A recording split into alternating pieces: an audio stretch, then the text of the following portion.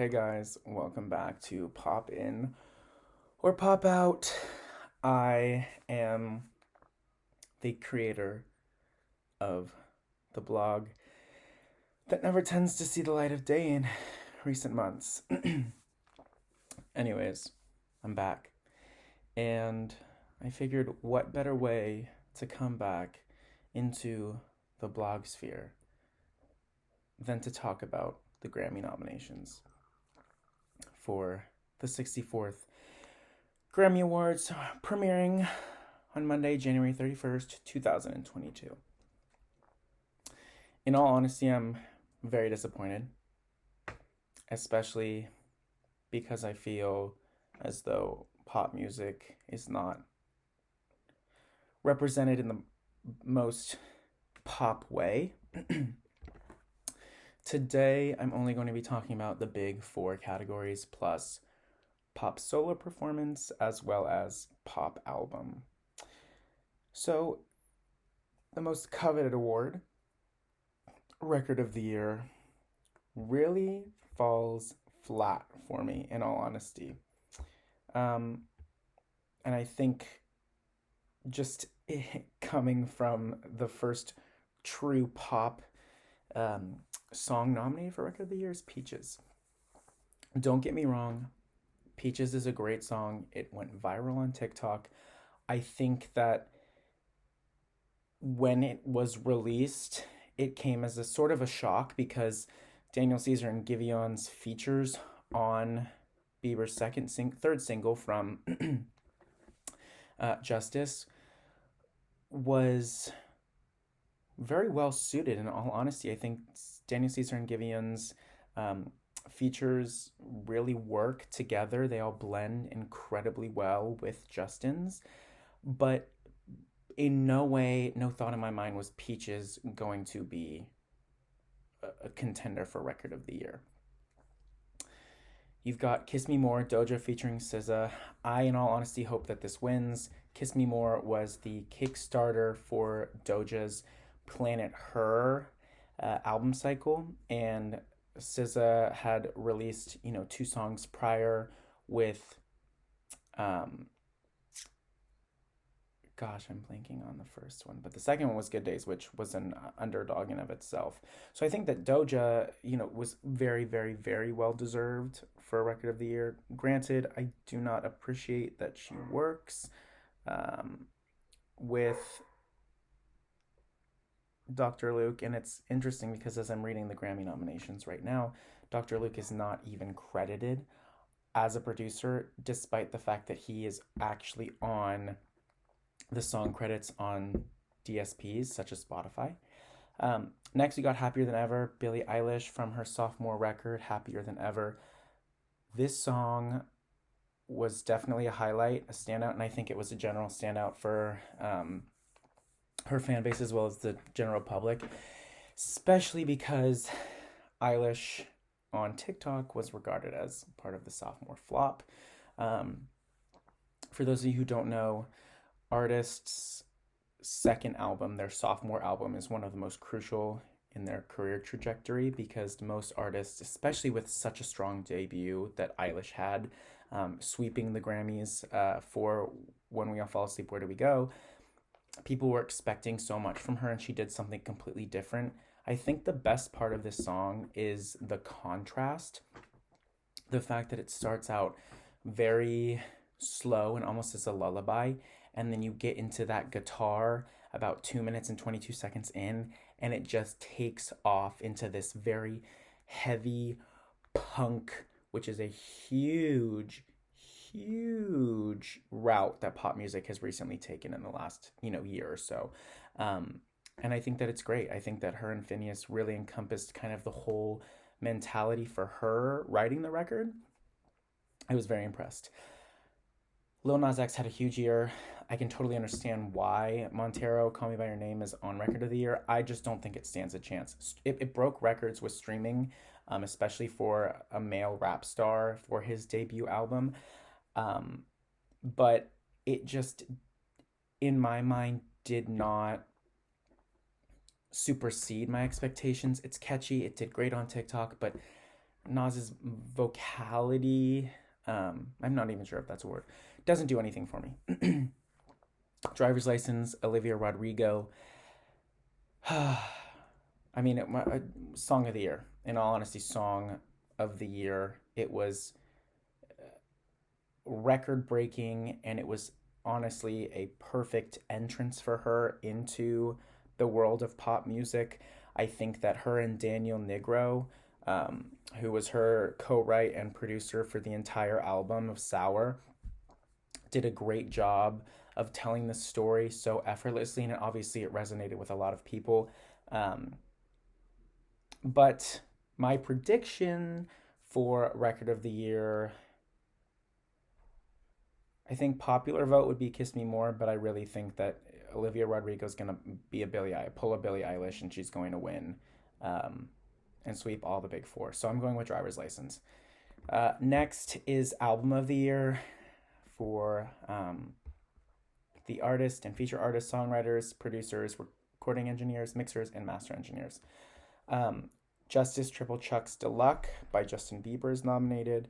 Um, Again, it was a good pop album, but I don't think it is worthy to be an album of the year number one. And I also don't think that it's worthy enough to beat out other contenders, such as Miley Cyrus for Plastic Hearts, which I do believe was a pop rock album and could have totally been nominated for Album of the Year. Or Taylor Swift's Folklore, or Evermore. Because I do not. Oh, Evermore. I stand corrected. Evermore is part of the Album of the Year. Planet Her Deluxe by Doja Cat. I think that that's well deserved. Doja had a huge year with her third album. I mean, Hot Pink blew up on TikTok and whatnot. Planet Her's rollout was fantastic with 3 lead singles. You had Kiss Me More with SZA, which is also nominated for Record of the Year, which well deserved. Then you have Need to Know and You Right featuring The Weeknd. I think that Planet Her Deluxe was fantastic. Happier Than Ever, Billie Eilish, no surprise there. Billie is a Grammy's favorite. Despite this, I don't think that compared to Planet Her, Billie has any chance of winning. Montero by Lil Nas X, really good debut for Lil Nas X, but there was another debut on this nomination list as well, and that goes to Olivia Rodrigo for Sour, which I think is going to sweep again the big four, just because her success really came out of nowhere.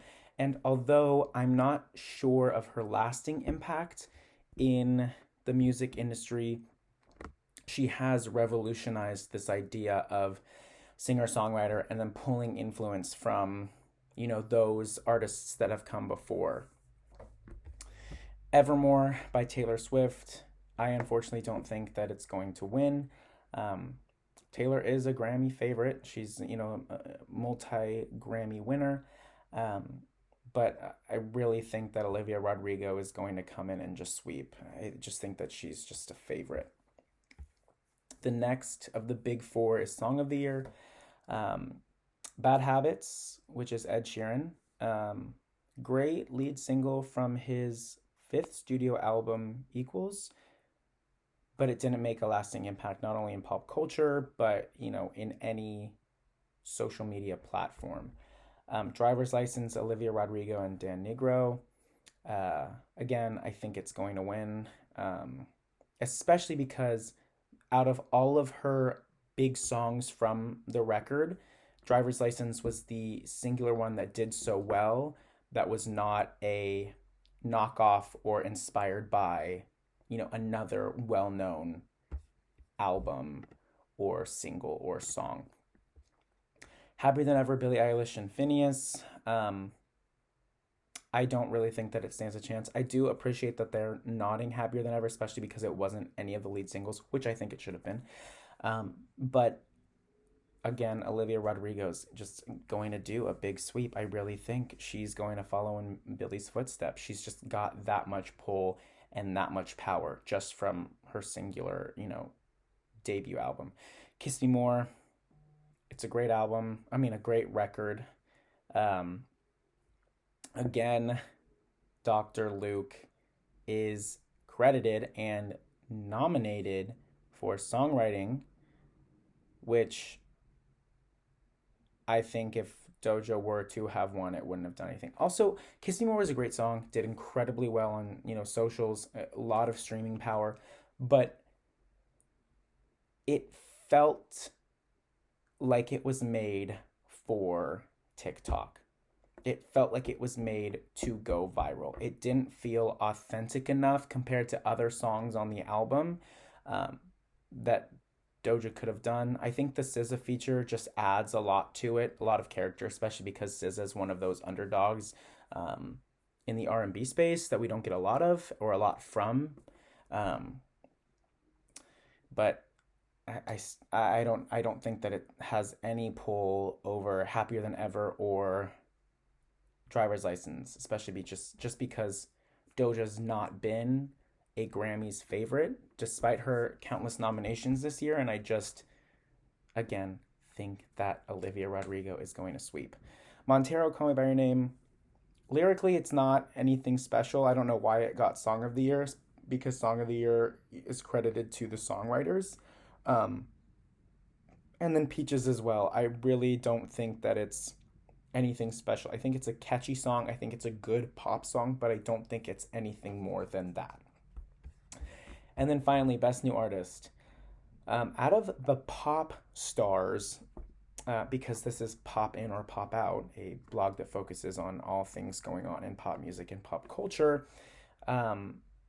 you've got Phineas, who, as an artist, hasn't done anything great for me. I think he's got some cool songs. I really like the song with Ash, but his artist project is nothing in comparison to his capabilities behind Billie Eilish. Glass Animals, Heat Waves was a big breakout, but this is their only nom in the Big Four. Kid Laroi had a great year. Um, Again, he is no other nomination in the Big Four. Um, Olivia Rodrigo is definitely going to be Best New Artist, just with the pure streaming capabilities, the circuit that she's done of festivals, as well as late night, all the promotion, and she's backed on Interscope. So I really do think that she's got it. She's got Best New Artist in the bag for sure, and I think she's going to come for that Big Four sweep. Best Pop Solo Performance. You've got Anyone, Justin Bieber, Right on Time, Brandi Carlile, Happier Than Ever, Billie Eilish, Positions, Ariana Grande, Driver's License, Olivia Rodrigo. I am shocked that Ariana Grande and Positions were not nominated for any of the Big Four. I thought that it was a really solid effort for Ariana, especially coming off of Thank You Next in 2019. Shocked that she snubbed yet again from the Grammys, but at this point, I think that it's all politics and there's some sort of inner workings between labels. And I think that Olivia Rodrigo just had such a big year, and she's under Universal, she's on Interscope, she's got that, Billie Eilish team consistency, similarity that I really think Driver's License is going to take Best Pop Solo Performance if it doesn't win any of the Big Four. If not, I'm going to guess Billie, but that's also if she doesn't take any of the Big Four. It should go to Ariana. I think Positions was a beautiful lead single from her 2020 album. But, we'll see. And then you've got Best Pop Duo or Group Performance.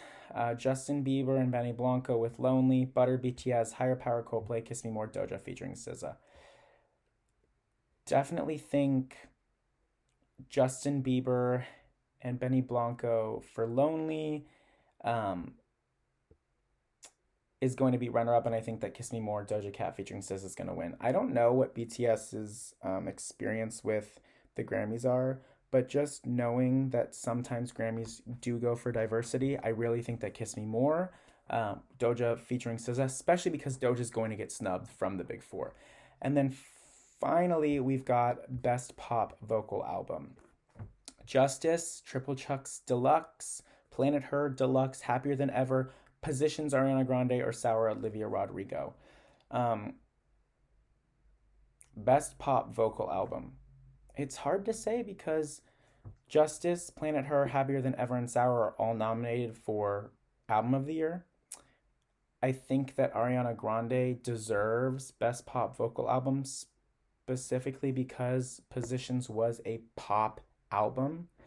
Um, Justice was kind of all over the place sonically, uh, with features as well as with, you know, different collaborators, and, you know, themology. Planet Her was great, but I would consider that pop in the sense that the big singles were very pop forward, but Doja Cat is a hip hop artist, in my opinion. She makes rap music, hip hop music. Billie Eilish, Happier Than Ever, I would give it more of an alternative spin. It wasn't consistently pop music, that radio ready pop that we love to hear, that reminiscent of 2000s and, you know, late 90s, mid 2010s. And then Sour by Olivia Rodrigo, I think you can't classify that into one genre.